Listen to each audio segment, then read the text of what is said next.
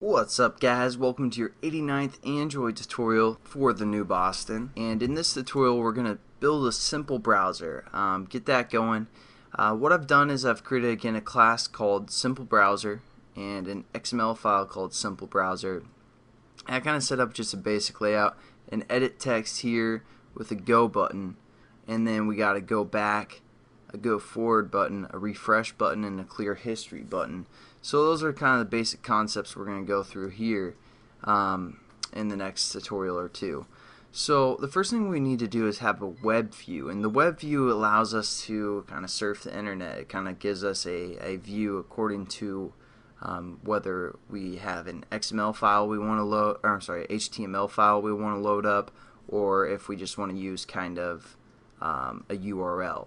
So we need to set that up. So again, you guys can set up your layout however you want for the most part, but our back button I just called B back, forward button B forward, B refresh, and B history, and then for edit text I have ET URL, and for the button I have the reference B go.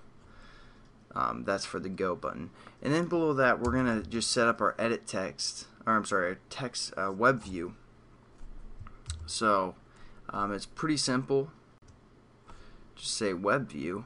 And then we just need to set that up for Android. Layout width is going to be equal to fill parent, and Android layout height, again fill parent because we're taking up everything else that's available here. And then we're also, what's going on there, we're also going to give it an ID. So we're going to say, oops, at plus ID forward slash WebView browser or something like that. And we're pretty much good to go here with the tutorial. So as you can see, here's our web view. Actually, that's going to load up our website and such like that. So now let's go into the first thing we need to do is we need to go into the manifest and give us the permission to use the internet. So we're going to go into the manifest, go to permissions, add a permission, uses permissions, and then over here we're going to search for one called internet right here.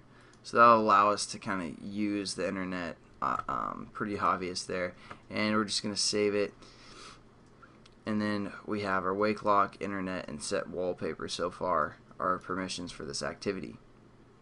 Now what we need to do is we need to go into the Java code, and we're going to set up that reference as always. So we're going to just say web view, our browser, our brow, something like that. And again, we're just going to say find web view here,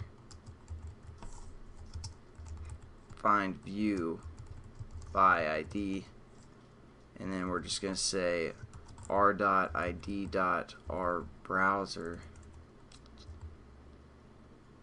Wasn't it our browser? Oh yeah, it was a web view, our browser, web view browser there. And now what we can do is, let's say we just want to have our initial web view to load up, like for example my site. We could say our browser or our brow dot load. We can either load data, which would be like written in HTML, or we can say load URL. So we can just go load URL, and then within quotations we're going to say http / www.mybringback.com, and in quotations, and that should load up just like my website when we run our application. So let's just check it out. So basically all we've created is a web view, and we've learned about this method called load URL.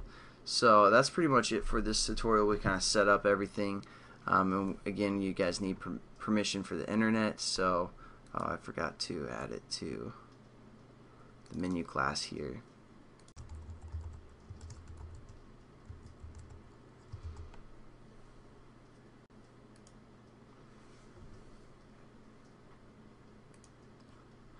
Alright. So in the next tutorial we'll learn a little bit, a few more methods we can use for this WebView type object. But let's just make sure we check out our simple browser. We click on it. As of now, nothing is there, and then we're hopefully going to get this to load. Yeah, it's loading my website right here, and obviously it's you can still pan around, get everything going there, and it's fully functional. So I will catch you guys in the next tutorial. Have a good one. Peace.